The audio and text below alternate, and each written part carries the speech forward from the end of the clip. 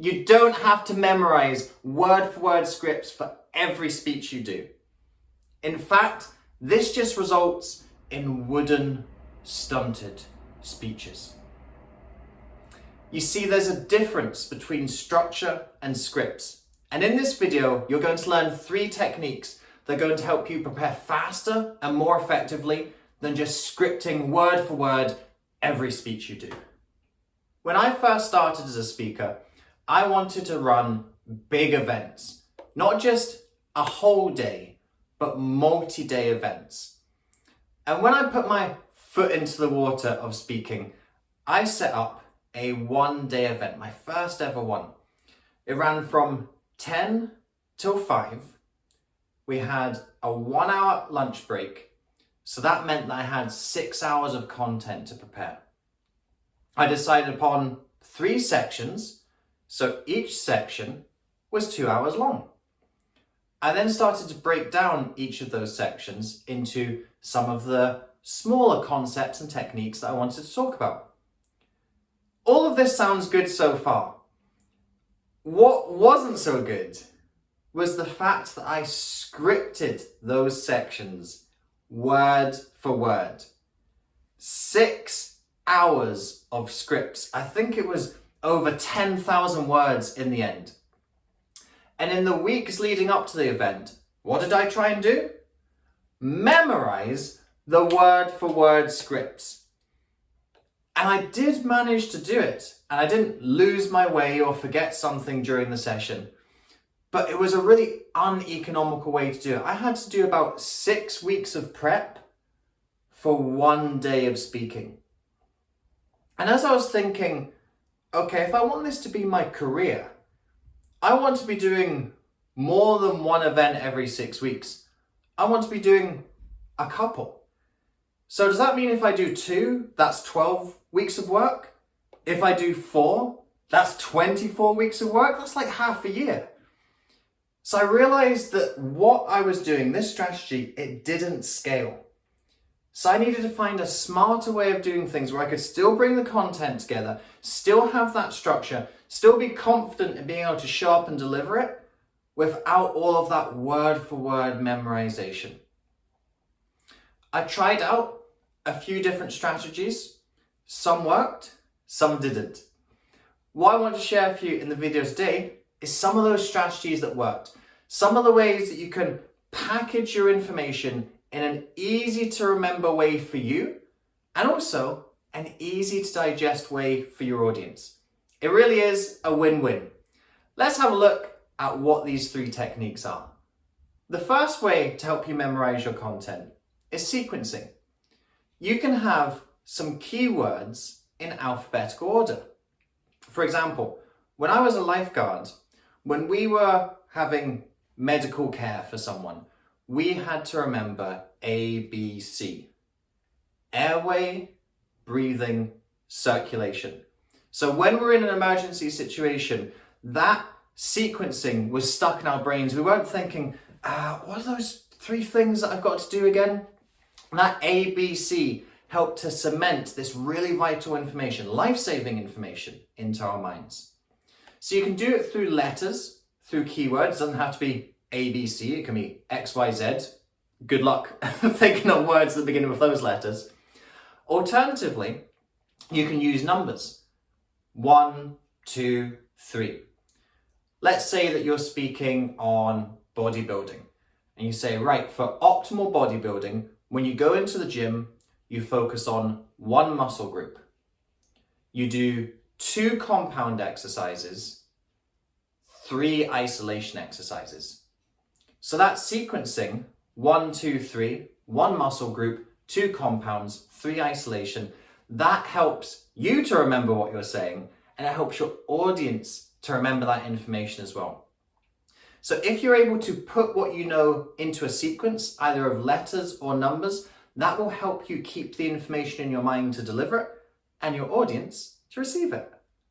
The second device that we can use is alliteration. This is where you have keywords that use the same letter. For any of you who've been in the personal development or marketing space, you've probably seen quite a lot of these frameworks. I've noticed that in particular, P and C have lots of great words that fit into them as alliterative devices. And you can use them too with your speaking. I actually use them in my Rise and Inspire book. If I take you to the contents page and you look at part 1, Rise, you'll see chapter 4, Mindset, chapter 5, Message, chapter 6, Mastery. What's that?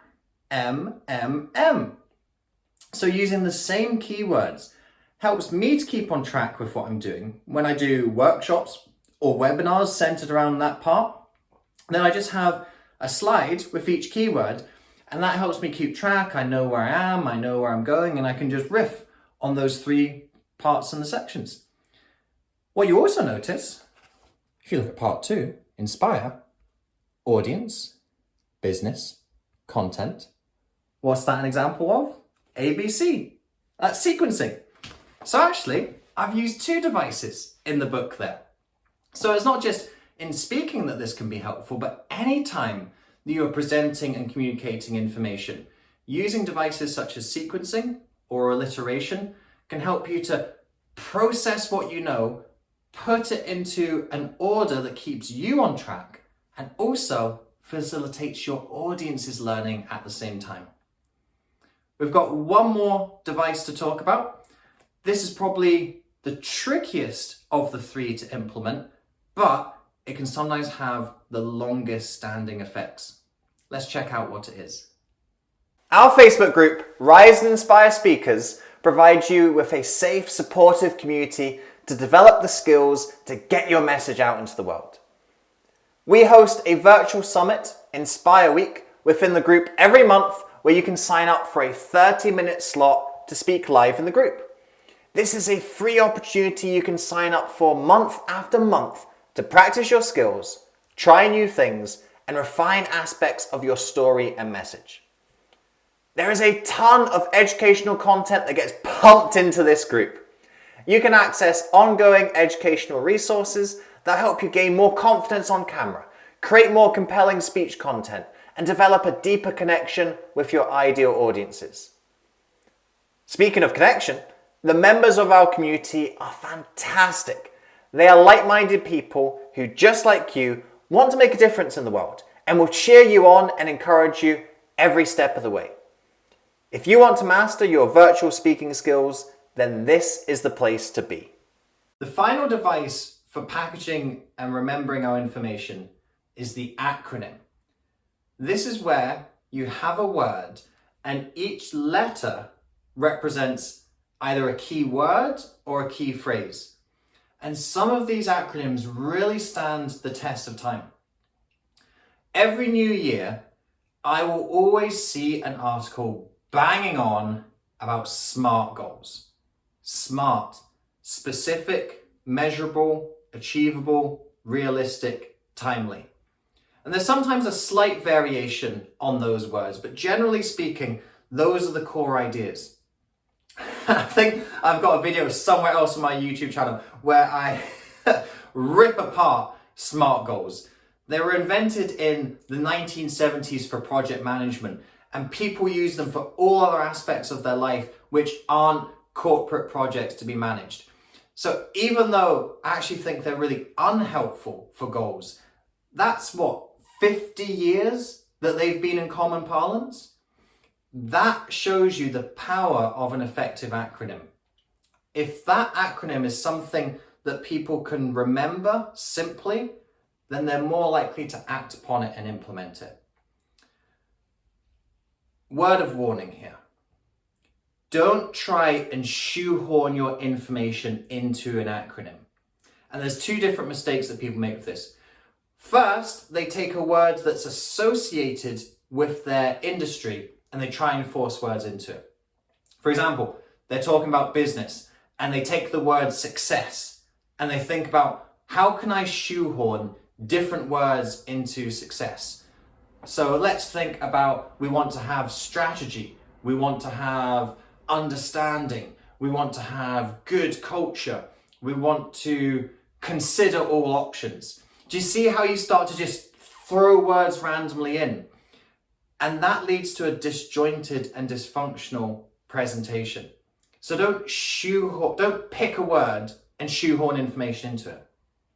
On the flip side, don't have information and try to shoehorn it into a perfect acronym. For those of you who are familiar with my Facebook group, Rise and Inspire Speakers, you'll know that the acronym that we have for that is RAIS. It's raise without the E. Do you know how much the perfectionist in me wanted to think of a word beginning with E to make it spell the actual word raise and not just sound like raise? And let me tell you, there's some good words that begin with E. We had experts, we had entrepreneurs, we had educators. All of those were good words that would have fitted into Rise and Inspire Speakers and Entrepreneurs. Doesn't sound bad, does it? But that would have diluted my message. I wanted Raise to be for speakers, where speaking is our number one priority, it's our number one focus. And putting in that E for the sake of a perfect acronym would have diluted so much of the message and substance. Don't make those two mistakes. Don't pick a word and try and shoehorn information into it. And don't take what you're trying to present and try and fit it into an acronym awkwardly. Both will not work. But if you can find an appropriate word that the information fits into really nicely, then you're onto a winner. One of the better examples that I've heard from industries in the health and wellness space, a good acronym that I've heard is you've got to take your meds to be healthy. Meds.